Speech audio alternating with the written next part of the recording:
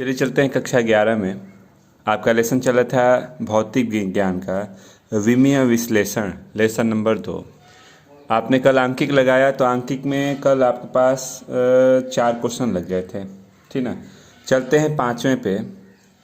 तो 5 नंबर में आपको दिया गया है, यदि किसी कंपित तार की आवृत्ति स्मॉल n, यदि किसी कंपित तार की आवृत्ति स्मॉल n, लंबाई स्मॉल l, तनाव F, लंबाई स्मॉल l, तनाव कैपिटल F और एकांक लंबाई का द्रव्यमान स्मॉल m पर निर्भर करती है, तो विमीय विधि से आवृत्ति के लिए सूत्र स्थापित कीजिए। तो रूल कहता है कि जो निर्भर करती है प्रोपोर्शनल हो गया, पावर ए बी सी क्रम से कर दिया। तो n बराबर एक कांस्टेंट लेते हैं, l के पावर a, f तनाव है, b एकांक लंबाई का द्रव्यमान c, ये हो गया। नियम कहता है कि अब सबकी बीमा लिखिए। आवृत्ति की बीमा होती है t के पावर -1 के कांस्टेंट है, रहने दिए l, लंबाई की बीमा l हो गई। तनाव की बीमा, तनाव मतलब बल, बल की बीमा होती है ml t के पावर -2, ये b हो गया। एकांक लंबाई के द्रव्यमान की बीमा ml के पावर -1 हो गया c। यहाँ m l नहीं है, तो अगर आप उसको दिखाना चाहते हैं तो उनको लिख के पावर 0 1 कर दीजिए। ये हो गया। देखने लगा कि अब एक साथ करते हैं, तो m के पावर b, m के पावर c, तो b प्लस c हो जाएगा। l के पावर कितना दिख रहा है, तो l के पावर a, l के पावर b, l के पावर -c, एक साथ लेंगे तो a plus b minus c, और t के पावर -2b है। अब यहाँ से अगर हम इनके घातों की तुलना करते हैं, यहाँ से इनके घातों की तुलना करते हैं, तो m के पावर को देखें तो b प्लस c यहाँ 0 है, a plus b minus c 0 हो गया, l वाला -2b हो गया, -1, b की वैल्यू 1/2। इसको यहाँ रख दीजिए, 1/2 प्लस b, c की वैल्यू -1/2 यहाँ रखते हैं, तो a 1/2 minus plus 1/2 0, a plus 1 0, a की वैल्यू -1 आ गई। इन तीनों मानों को आप कहाँ रखना चाहेंगे, समीकरण 1 में। समीकरण 1 में रखते हैं तो n बराबर k l f m, l के पावर a यानी -1, ये b, तो b की जगह पे 1/2 -1/2, n बराबर ये नीचे आएगा तो k अपान l, f के पावर 1/2 ये नीचे आएगा 1/2, n बराबर k अपान l रूट में f अपान m लिख सकते हैं। तो ये आवृत्ति के लिए आपका फार्मूला का बन गया, इसको नोट करिए। चलिए इसी तरह से क्वेश्चन नंबर 6 अगर आप ध्यान देते हैं तो 6 नंबर दिया गया है, सरल आवर्त गति से दोलन करने वाले पिंड की ऊर्जा कैपिटल E, पिंड की ऊर्जा कैपिटल E, उसके द्रव्यमान स्मॉल m, आवृत्ति n और दोलन का आयाम स्मॉल a पर निर्भर करती है। तो विमीय विधि से इसके लिए सूत्र स्थापित करना है। प्रोपोर्शनल हो गया, a b c पावर कर दिया, तो E बराबर कांस्टेंट m a हो गया, a n b और a के पावर c कर सकते हैं क्वेश्चन फर्स्ट। सबकी बीमा लिखते हैं, तो E ऊर्जा है, तो ऊर्जा की बीमा होती है ml के पावर 2, t के पावर -2 बोल सकते हैं।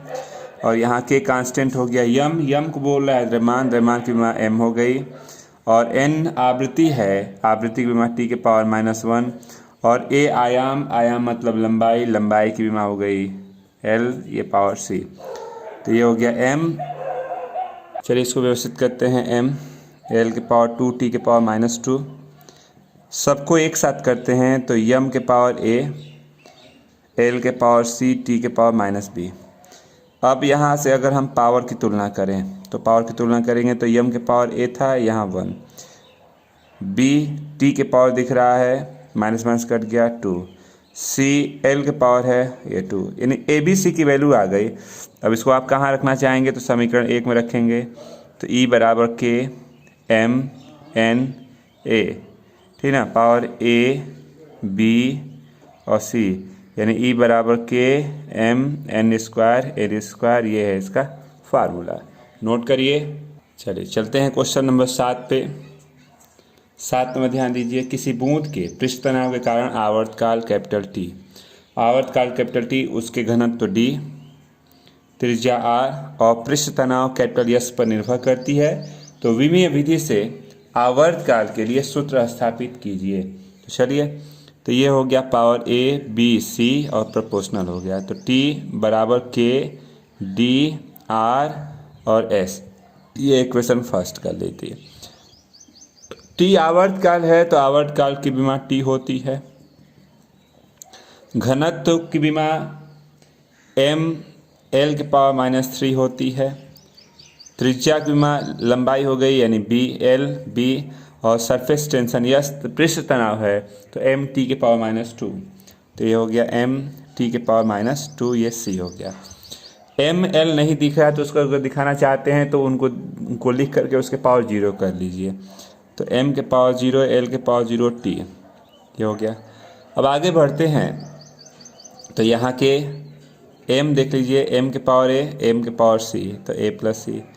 एल के पावर -3a एल के पावर बी, तो -3a प्लस बी। टी की बात करते हैं तो -2c।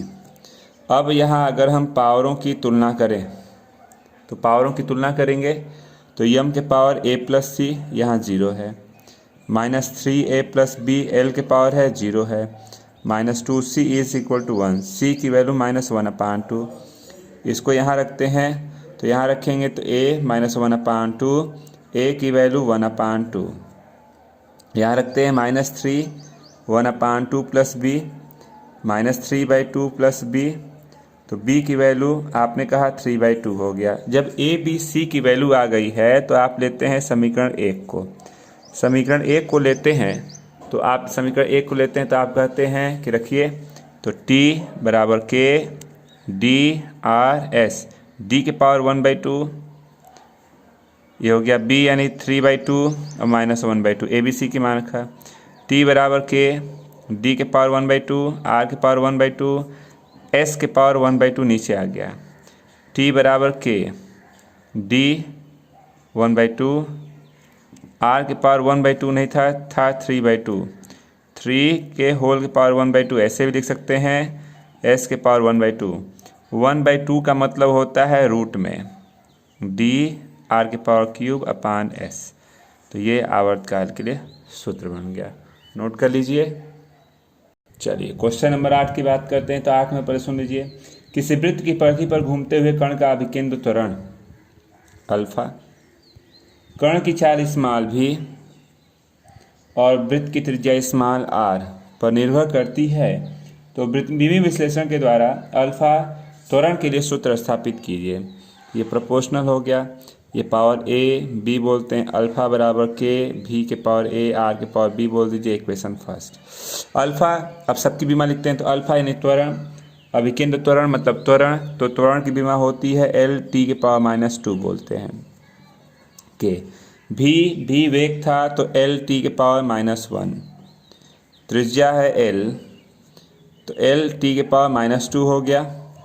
यहाँ k हो गया, पावर ले लेते हैं तो l की पावर a l की पावर b, l के पावर a प्लस b और t के पावर -a। अगर यहाँ हम पावरों की तुलना करते हैं तो a plus b is equal to 1 और -a इक्वल टू -2 यानी a की वैल्यू 2 हो गई। इसको यहाँ रखिए 2 प्लस बी 1, तो b की वैल्यू हो गई -1, a b की वैल्यू आ गई। अब आप इसको ज़्यादा से ज़्यादा कर सकते हैं, तो समीकरण 1 में रखते हैं अल्फा बराबर के भी आर a और -1 इसको नीचे लाते हैं तो के भी स्क्वायर अपान आर, तो ये इसका निगमन हो गया। नोट कर लीजिए आप इसको। अगला चलते हैं क्वेश्चन नंबर 9 पे। तो 9 नंबर आपको दिया गया क्वेश्चन पहले सुन लीजिए, किसी नली में प्रवाहित द्रव का क्रांतिक वेग vc, नली के व्यास कैपिटल D, नली का घनत्व रो और द्रव की श्यानता ईटा पर निर्भर करती है, तो विमीय विधि से इनके बीच संबंध स्थापित कीजिए। तो पावर a b c और प्रोपोर्शनल हो गया, vc बराबर के d a रो और ईटा की पावर c, समीकरण 1 कर सकते हैं। सबकी बीमा लिखते हैं तो vc को आप बोल रहे हैं क्रांतिक वेग की बीमा होती है l t के पावर -1 के कांस्टेंट है रहेगा, d व्यास से मतलब लंबाई, रो का आप द्रव का घनत्व बोल रहे हैं तो घनत्व की बीमा होती है ml के पावर -3, b हो गया। ईटा को क्वेश्चन में दिया गया है श्यानता गुणांक, तो श्यानता गुणांक की बीमा होती है ml के पावर -1 t के पावर -1 होता है के पावर c। चलिए इधर यम नहीं है तो यम को अगर दिखाना चाहते हैं तो 0 पावर कर लीजिए L_(t⁻⁻1). ये के सबको एक साथ लेते हैं, यम के पावर b, यम के पावर c यानी b+c, L के पावर a, L⁻3, L⁻c यानी a-3b-c और t के पावर -c लिख सकते हैं। अब यहाँ अगर हम घातों की तुलना करते हैं तो b+c = 0, ये a-3b-c = 1 और -c = -c की वैल्यू आ गई।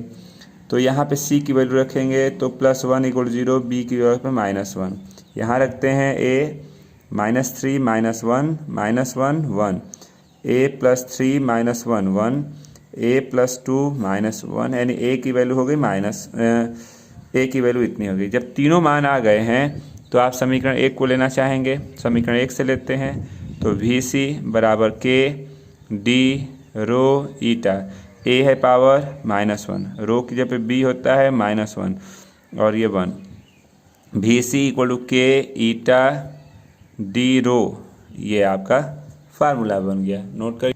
क्वेश्चन नंबर 10 पे चलते हैं। तो 10 नंबर आपको दिया गया है, ध्यान दीजिए। किसी द्रव में नियत वेग से गिरते हुए गोले पर लगने वाला बल F, गोले पर लगने वाला बल F,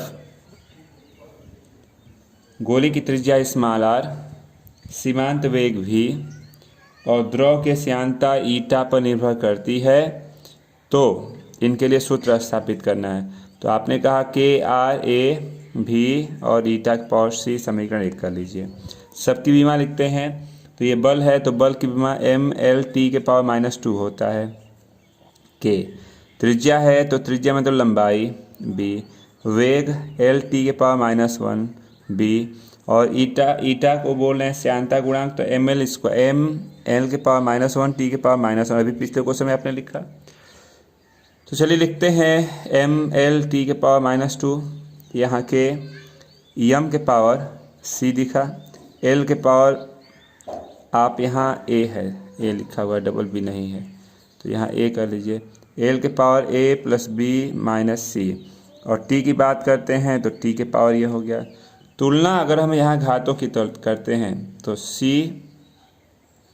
= 1, a + b - c 1, -b - c = -2, यहाँ c की जगह पे रखेंगे या यहाँ रख लीजिए पहले, तो -b - 1 - 2 -b = -2 + 1, b की जगह पे ये माइनस यानी +1 हो गया। यहाँ रख दीजिए a + 1 - 1, a की वैल्यू 1 हो गया। अब आप समीकरण नंबर 1 को लेना चाहेंगे तो 1 से आपने कहा F K R V ईटा, A1 V यानी 1 और ये 1 यानी F = K R V ईटा, ये आपका फार्मूला बन गया। नोट कर लें आप इसको। चलिए 11 नंबर पे चलते हैं। तो 11 नंबर आपको दिया गया है, ध्यान दें अगर, तो एक उपग्रह है जिसके चारों r की त्रिज्या के वृत्ताकार कक्षा में घूम रहा है। बीम विधि द्वारा उपग्रह का परिक्रमण काल t के लिए सूत्र सिद्ध करना है कि यह होना चाहिए, यानी कह रहा है कि सिद्ध कीजिए कि जो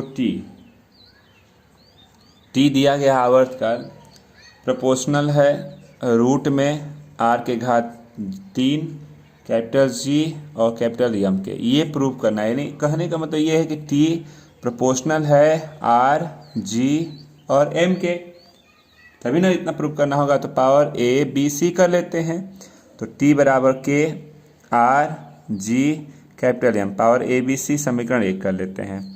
t मतलब आवर्तकाल की विमा t होती है, K त्रिज्या है तो लेंथ हो गई L, G गुरुत्वाकर्षण नियतांक बोलते हैं, गुरुत्वाकर्षण नियतांक की विमा होती है, याद रखिएगा, m के पावर -1, L के पावर 3, t के पावर -2 b और m मास होता है, द्रव्यमान की विमा होती है m के पावर c।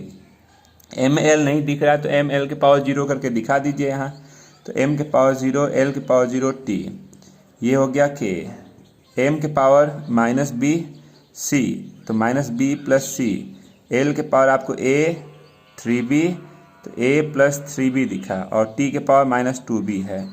यहाँ हम घातों की कर लेते हैं तुलना, तो माइनस बी प्लस सी 0, ए प्लस 3b 0 और माइनस 2b है 1। तो b की वैल्यू -1/2 आ गया, यहाँ रखते हैं तो 1/2 प्लस में, तो c की वैल्यू -1/2 आ गया, यहाँ इसको रख लीजिए।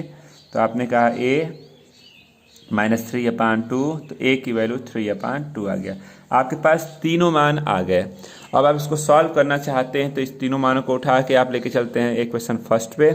तो आपने कहा समीकरण 1, समीकरण 1 की बात करते हैं तो समीकरण 1 आपको यहाँ दिया गया है, t बराबर k r g m, r a power यानी 3/2, b पावर -1/2 और c -1/2। तो आपने कहा t बराबर k r के पावर क्यूब 1/2 कर लीजिए। इसको नीचे लाते हैं धनात्मक करने के लिए, तो धनात्मक पावर हो गया t बराबर k r के घात 3, रूट मतलब 1/2 मतलब रूट होता है ये, और यही आपको दिखाना था। तो ये निगमन हो गया, नोट कर सकते हैं आप इसको। चलिए 12 नंबर पे चलते हैं। तो जल के भीतर विस्फोट से बना गैस का बुलबुला आवर्तकाल t से दोलन करता है जो PDE के समानुपाती है। कह रहा है कि जो बुलबुला है, जो आवर्तकाल है t प्रोपोर्शनल है किसके, तो PDE के। कह रहा है यहाँ, अब ध्यान दीजिएगा, P को बोल रहा है कि P क्या है, तो दाब हो गया। D क्या है, तो कह रहा है घनत्व है। और E क्या है, तो कह रहा है E ऊर्जा यानी ऊर्जा है, ठीक ना। तो कह रहा है कि इतना है, तो आपको सॉल्व करना है। सॉल्व करके जो इसके पावर ABC दे दिया गया है, ABC दे दिया गया है, तो कह रहा है यहाँ से कि A की वैल्यू, B की वैल्यू और C की वैल्यू बस बता दीजिए, ठीक। तो जैसे पहले आप सॉल्व करते थे वैसे ही करते हैं। T आवर्तकाल T हो गया, यहाँ के कांस्टेंट ले लीजिए। P दाब की बीमा होती है, आपको याद होना चाहिए, M L के पावर -1, L के पावर -1 T के पावर -2 होता है, पावर A कर लीजिए। D घनत्व की बीमा होती है, M L के पावर -3 पावर B हो गया। और E ऊर्जा mL² T के पावर -2 पावर C कर लेते हैं, ठीक। तो अब इसको व्यवस्थित करना चाहते हैं तो m के पावर 0, L के पावर 0, T के पावर 1, ये हो गया। ये k m के पावर की बात करते हैं तो a plus b plus c, L के power a -3b plus 2c, और t की बात करते हैं तो -2a -2c। तुलना कर लेते हैं अगर घातों की, तो a plus b plus c is equal to 0, -a -3b और 2c equal to 0, -2a -2c is equal to 1। आप तीनों समीकरणों को हल करके a b c की वैल्यू निकाल सकते हैं। तो आपका इस टाइप का यानी सेकेंड टाइप का यह क्वेश्चन समाप्त हो गया। अभी इसमें दो टाइप के क्वेश्चन हैं, जिसमें एक अननोन a b c की वैल्यू पूछता है और समीकरण दिया रहेगा, उसको पूछेगा कि यह समीकरण सत्य है या असत्य, यानी यह बैलेंस है कि नहीं। तो उसको यानी कल इस लेसन के जो दो पार्ट हैं उनको किसी न किसी तरह से उसको कल ख़त्म कर दिया जाएगा। और थोड़ा सा कष्ट है, समय का अभाव है, इसलिए आपका मैथ नहीं चल रहा है। कल से एकदम श्योर मतलब निश्चित आपका कल से मैथ डेली नियमित हो जाएगा। मैथ और साइंस आपका कक्षा 11 का कल से एकदम रेगुलर, कल से परसों नहीं होगा, कल से आपका मैथ और साइंस रेगुलर रहेगा। थोड़ा सा समय का अभाव है इसलिए सिर्फ फिजिक्स चल रहा था, तो कल से थोड़ा सा आप तैयार रहें अपने लिए समय निकाल के, क्योंकि मैथ और साइंस दोनों चलेगा। तो बस आज के लिए इतना ही रहने दीजिए।